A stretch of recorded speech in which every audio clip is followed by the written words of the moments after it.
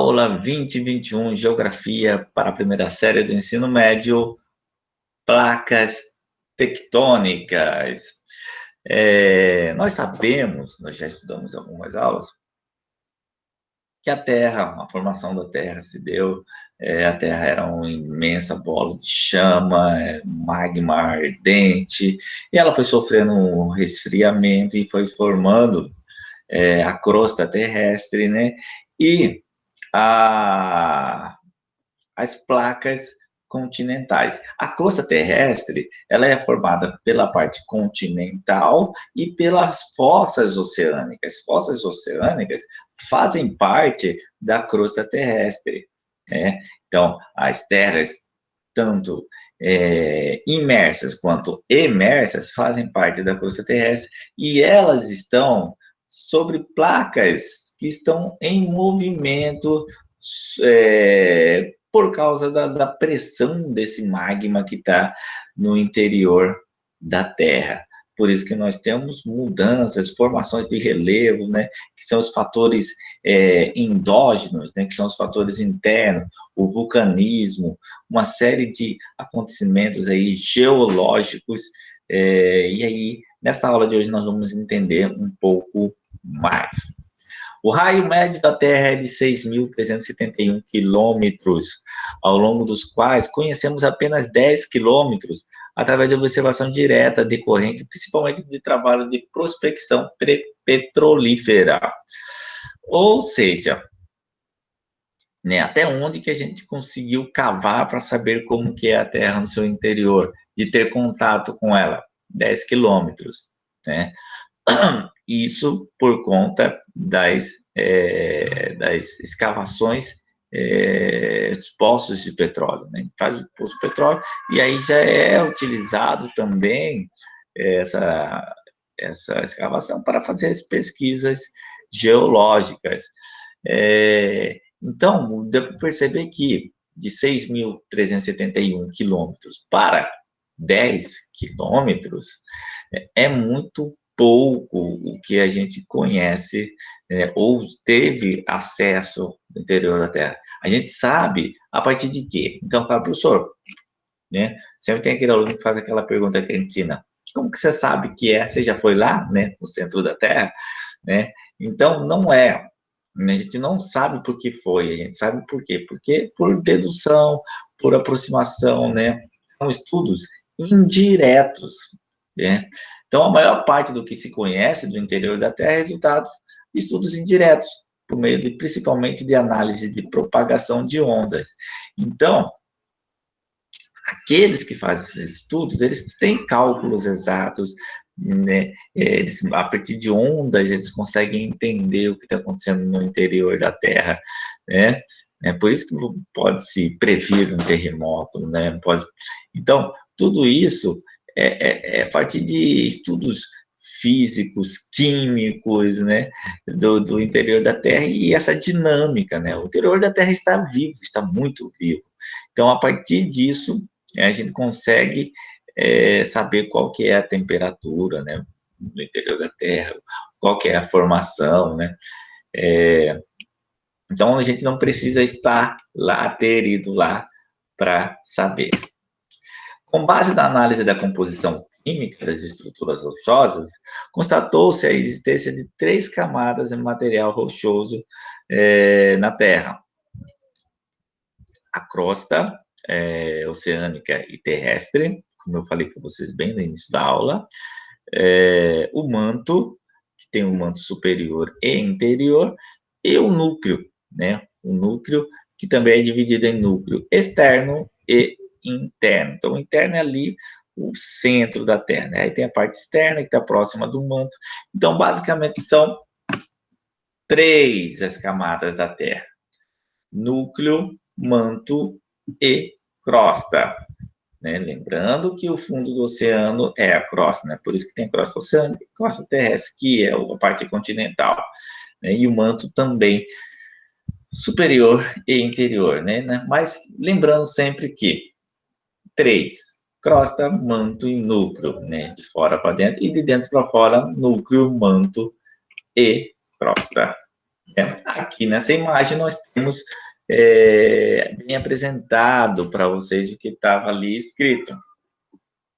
A crosta terrestre, que é uma camada bem fina, né, levando em conta a espessura do planeta, é como se fosse uma casca de ovo mesmo, né, a crosta terrestre. O manto superior está em contato com a crosta, o manto inferior, e aí nós temos um núcleo externo e um núcleo interno. Com base na análise do comportamento físico, como eu disse para vocês, estudos físicos, né?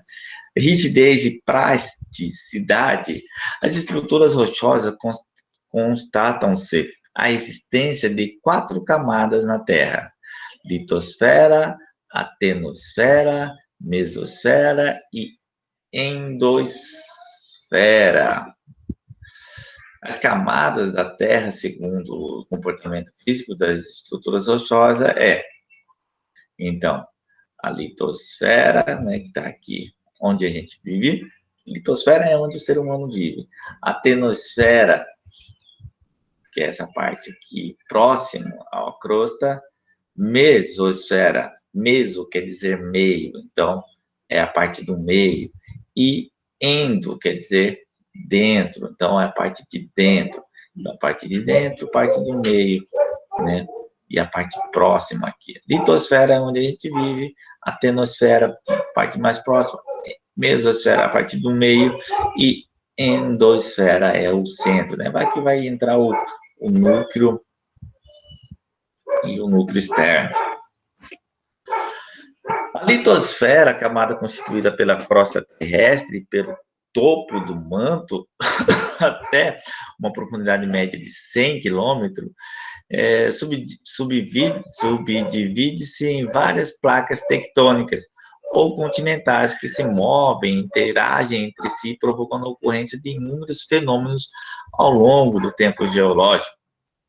A teoria que explica as causas e implicações dessas movimentações e interações são denominadas de tectônica das placas.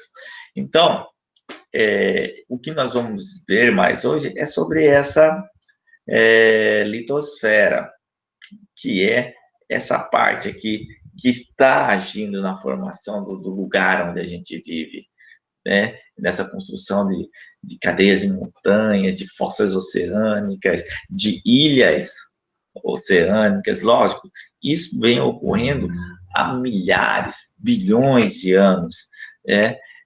Já que a Terra tem 4,6 bilhões de anos.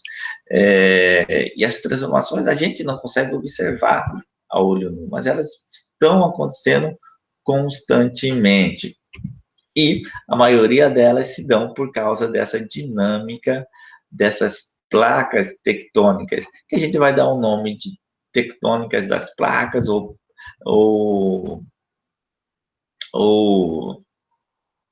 tectonismo apenas. Entre os fenômenos observados pela movimentação das placas tectônicas encontram-se relacionados com a contínua mudança que ocorre ao longo do tempo geológico, na distribuição das massas continentais da camada superficial da Terra, resultando em mudanças que observadas na passagem por meio da formação de conjuntos montanhosos, ocorrência de abalos sísmicos e atividades vulcânicas.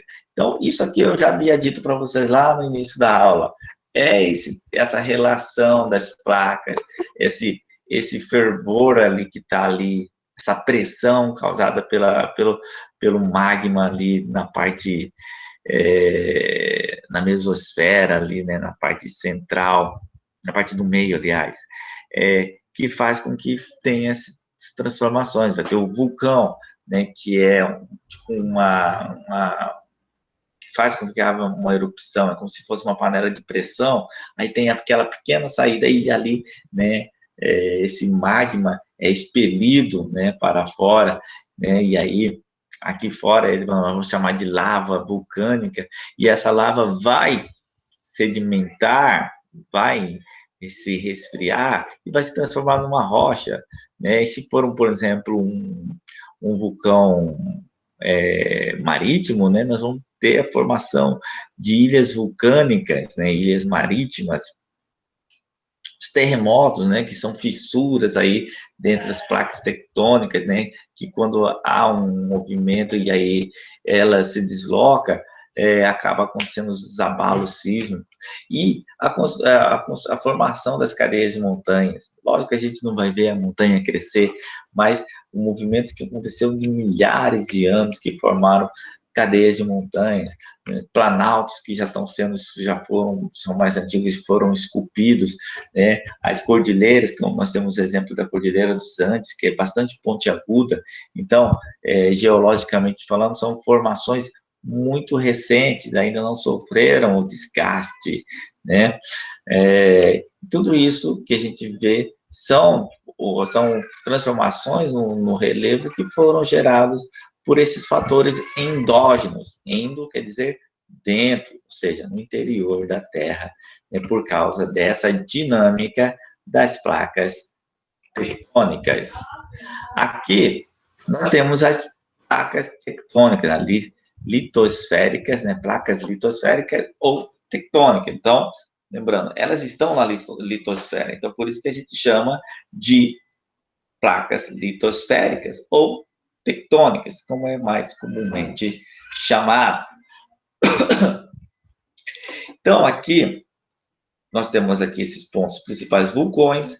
Olha só, vulcões, você vai perceber aqui, ó, que os vulcões, eles vão acompanhando as linhas de contato das placas, ou seja, é onde existem fissuras entre esse contato de uma placa ou outra. Olha só, o tanto de vulcão aqui nessas linhas de contato da placa Nazca com a Sul-Americana e da placa do Pacífico com a placa do Caribe.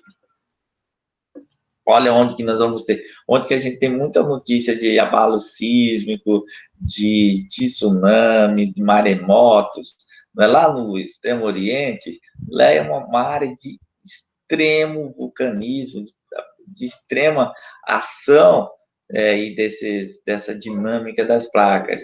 Então, olha só, a quantidade de vulcões aqui, muitos vulcões.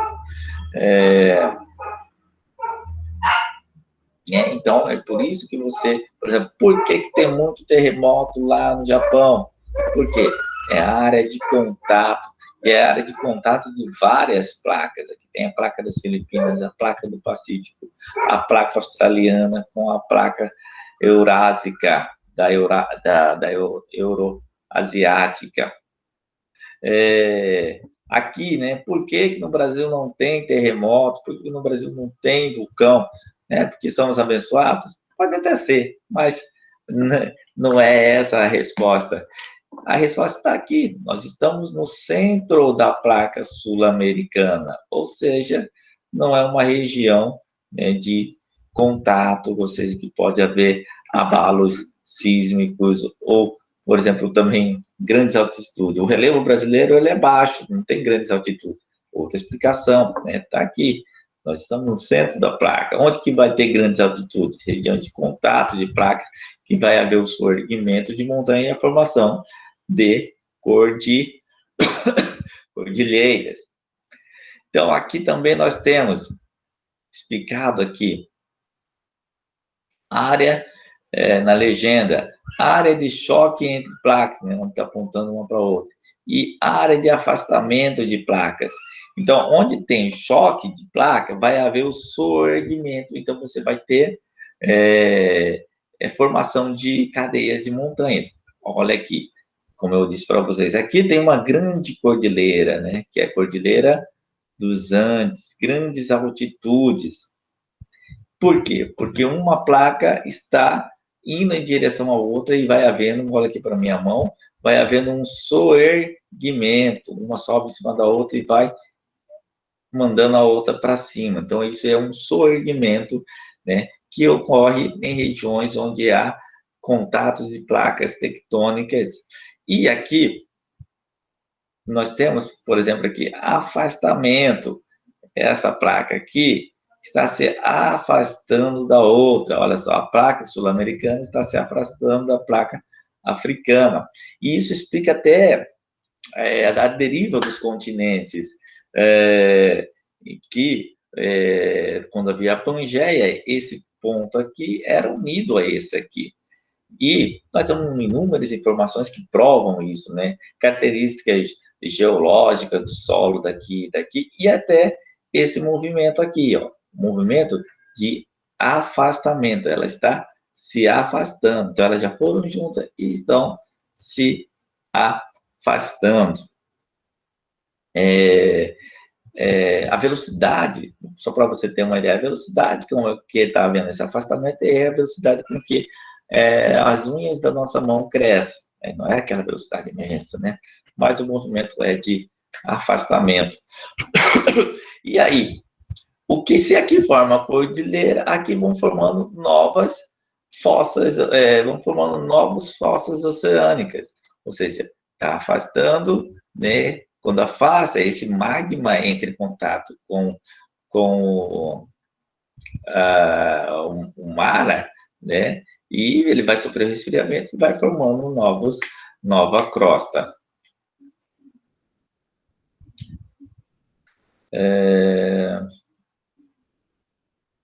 E aqui as regiões pontilhadas são falhas, né? Que também geram bastante. E aqui, ó, muitas falhas na região lá onde eu disse que tem muito terremoto no Japão, no Extremo Oriente, né? Essa falha aqui, ó, vocês já viram notícias de terremotos no México, né? Existe uma falha aqui. A teoria da tectônica das placas é sucessora de uma teoria elaborada pelo cientista alemão Alfred Wegener, publicada em 1915, chamada de deriva dos continentes. Essa teoria defendia que todos os continentes originaram-se de uma única massa continental, a Pangeia, a qual, durante a era Mesozoica, teria começado a se fragmentar, Inicialmente, a Pangeia teria originado outros dois continentes, a Laurásia ao norte e a Gondwana ao sul, que continuaram a fragmentar até apresentarem com a distribuição que conhecemos hoje. Então, uma teoria não nega a outra, uma teoria complementa a outra. Então, a teoria da tectônica das placas, ela não nega a deriva dos continentes. Tanto é que a gente pode chamar esse movimento de deriva dos continentes sem problema nenhum. Então, essa deriva dos continentes que leva a esse tectonismo. Então, lembre-se, não há uma negação, mas sim uma complementação dessas duas teorias. Então, os continentes estão em deriva. Sobre o quê? Sobre esse magma que está em constante pressão, fazendo com que essas placas vão se movimentando. A teoria da deriva continental, por se apoiar em estudos pouco consistentes do ponto de vista científico, foi desacreditada pela comunidade científica internacional, o que resultou no seu esquecimento até 1960, quando começa a se desenvolver, apoiada em estudos científicos, especialmente no campo geológico e da geofísica marinha, a teoria da tectônica das placas. Então, veja só, não tinha muito crédito a deriva dos continentes, até que veio a teoria da tectônica das placas, né, que aí fizeram, né, pessoas passarem a acreditar naquela teoria da deriva dos continentes. Então, ela veio não só para complementar a teoria da deriva dos continentes, mas para afirmar que aquela teoria estava certa. Então, aqui nós temos a evolução desde lá da Pangeia, olha só como eu falei para vocês, estava junto aqui a América com a África, né? Daí da Pangeia se dividiu em dois continentes, Laurásia e Gondwana, e aí na época jurássica, né? Tudo isso você vê aqui, ó, 225 milhões de anos, 200 milhões de anos, 135 milhões de anos, 65 milhões de anos. E aí o período que nós estamos, que é o Quaternário, que é até hoje, né, o formato atual. Segundo a teoria tectônica das placas, a litosfera é composta de placas rígidas que se movimentam sobre a atenosfera, né? Nós estamos na litosfera e a atenosfera é a parte, né, que já é magmática ali, provocando a ocorrência de uma série de fenômenos geológicos em seus limites, de acordo com o movimento que as placas tectônicas realizam. Entre elas, seus limites são classificados de transformantes, como indicado no infográfico abaixo, que nós vamos ver daqui a pouco. Convergente, divergente. Então, vamos observar.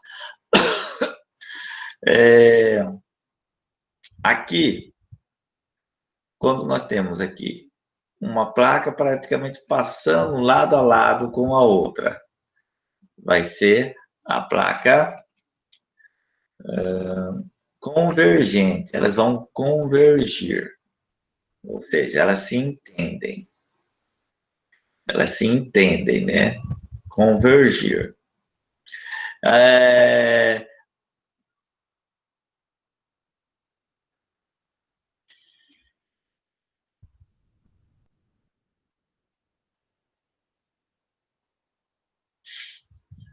Placas divergentes, né?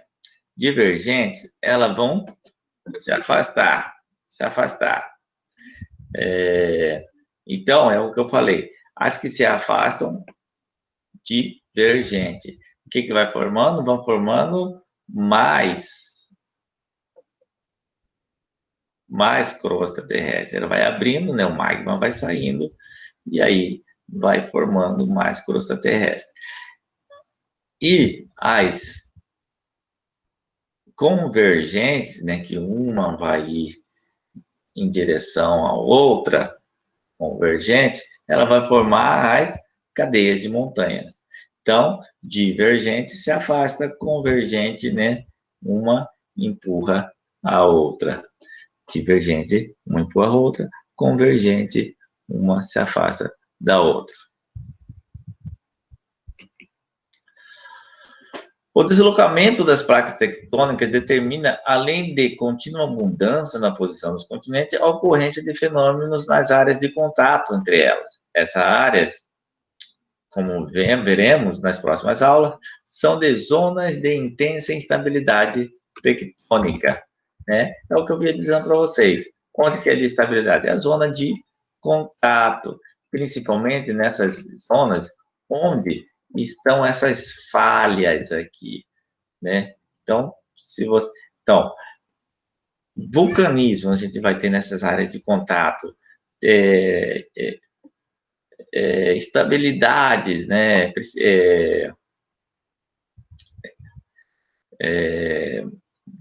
Terremotos, nós vamos ter onde tem essas falhas aqui na placa, né? É só você observar as notícias sobre terremotos. Tem aqui no México, na América Central e muito aqui no Oriente, no Japão, nessas regiões. Então, essa aula se encerra por aqui. Muito obrigado. Com Deus e cuide-se bem.